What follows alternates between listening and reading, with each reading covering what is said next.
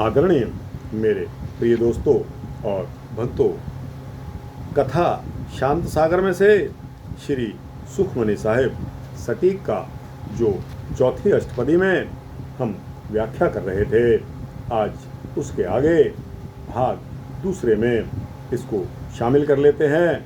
चौथी अष्टपदी का थोड़ा सा भाग रह गया था, तो दोस्तों मैंने समझा कि इसको पूरा कर लिया जाए, फिर आगे चलेंगे। कहा बिसन पद गावे गुंग, जतन करे तौ भी सुरभंग। कहा बिसन पद गावे गुंग,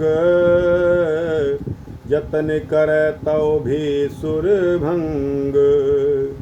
अर्थात गूंगा व्यक्ति विष्णु पद कैसे गा सकता है?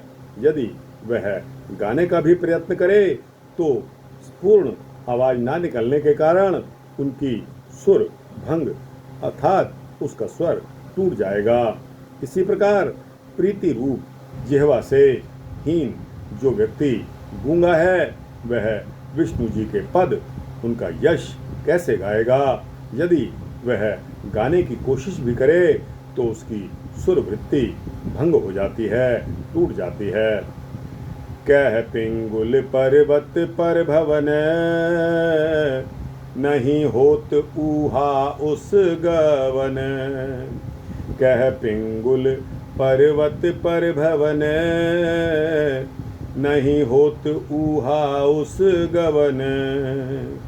पिंगला जिसकी टांगें नहीं होती, वह व्यक्ति पहाड़ पर या भवन पर कैसे चढ़ सकता है? अर्थात कैसे भवन घर बना सकता है? वह तो वहाँ पर जा ही नहीं सकता। इसी प्रकार साधन रूपी पैरों के बिना जो पिंगला व्यक्ति है, वह पहाड़ समान असीमित परमात्मा में किस तरह अपना भवन घर बना सकता है? क्योंकि साधनों के बिना मनुष्य उस परमात्मा की ओर गमन नहीं चल सकता, परमात्मा की ओर नहीं चल सकता।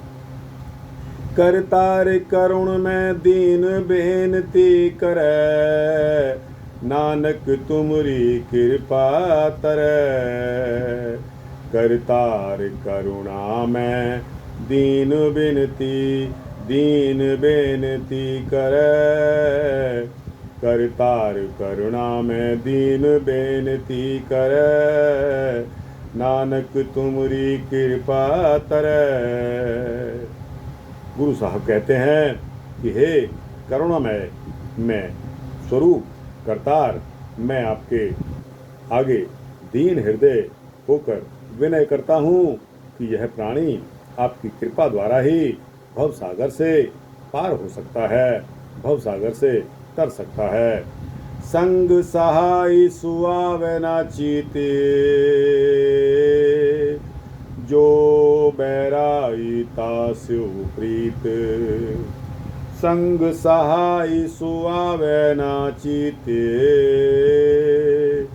जो बैराई तास्यु प्रीत। जो अंग संग होकर प्राणी की सहायता करता है, वह प्रभु इसको याद आता ही नहीं। जो संबंधी अर्थात काम आदि इसके शत्रु हैं, उनके साथ यह प्रीति रखता है, प्यार करता है।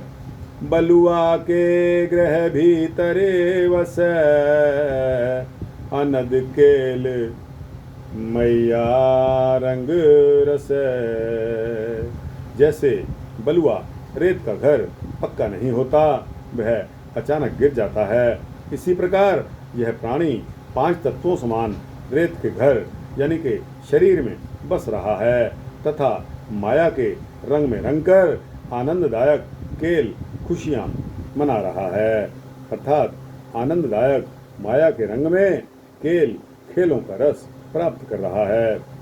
दृढ़ कर माने मनहि प्रतीति, काल नया व मूढ़े चीती। हृदय को विश्वास द्वारा इन मायावी पदार्थों को दृढ़ करके मानता है, अर्थात इन्हें सदा स्थिर जानता है, परंतु मूर्ख मनुष्य को मौत याद नहीं आती। बैर विरोध काम क्रोध मोह, झूठ विकार महालोभ धोह। बैर विरोध काम क्रोध मोह, झूठ विकार महालोभ धोह। बैर विरोध काम क्रोध मोह झूठ विषय विकार महा अतिलोभ धोह छल धोखेबाजी इत्यादि विकारों को करता है। अब दोस्तों पन्ना नंबर 268 पर आते हैं। याहू जुगति बिहाने कई जन्म, नानक राख लेहु आपन करि करम। याहू जुगति बिहाने कई जन्म, नानक राख लेहु आपन करि करम। इसे ही युक्ति में अर्थात इन्हीं विकारों में जुगति जुड़े इसके कई जन्म व्यतीत हो गए हैं। गुरु जी कहते हैं कि हे वाहेगुरु अपनी कृपा करके इसे रख लें। तू ठाकुर तुम पे अरदास, जियो पिंड सब तेरी रास। हे परमेश्वर तुम स्वामी हो, तुम्हारे समक्ष हमारी विनय है, हमारी प्रार्थना है। यह जीव जान तथा पिंड यानी के शरीर आदि सब तेरी ही दी हुई पूंजी है। तुम मात पिता हम बारिक तेरे, तुमरी कृपा मह सुख घनेरे। आप हमारे माता पिता हो, हम आपके बाल हैं। आपकी कृपा आपकी देन में ही हमें घनेरे यानी के घने बहुत से सुख मिल रहे हैं। कोई न जाने तुमरा अंत, ऊंचे ते ऊंचा भगवंत।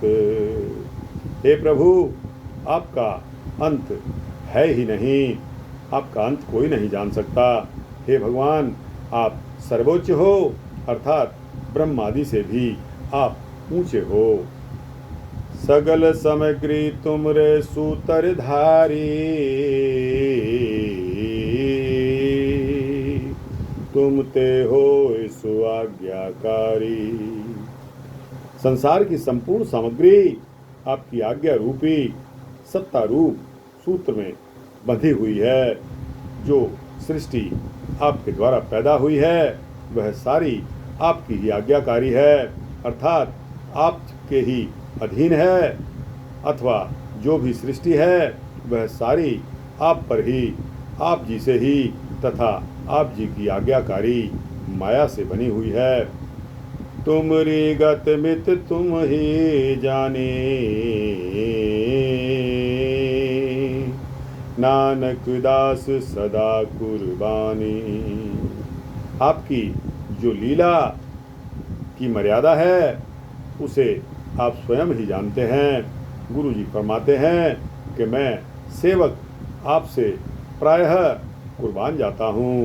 दोस्तों इसके पश्चात 5वीं अष्टपदी आएगी, उसको अगले एपिसोड में शामिल करके आपके समक्ष रखा जाएगा। यहाँ पॉज करते हैं, यहाँ विश्राम लेते हैं। दोस्तों आपको यह भाग दूसरा 4थी अष्टपदी शांत सागर सुखमनी साहब का कैसा लगा? अच्छा लगा हो तो इसको लाइक और शेयर करके अपने दोस्तों भक्तों मित्रों जिज्ञासुओं तक पहुंचाना। कमेंट सेक्शन में जाकर अपनी राय भी देना। इस चैनल को सब्सक्राइब करेंगे तो आपको इसी तरह के सूक्ष्म भक्ति वृतांत मिलते रहेंगे। वाहेगुरु जी का खालसा, वाहेगुरु जी की फतेह।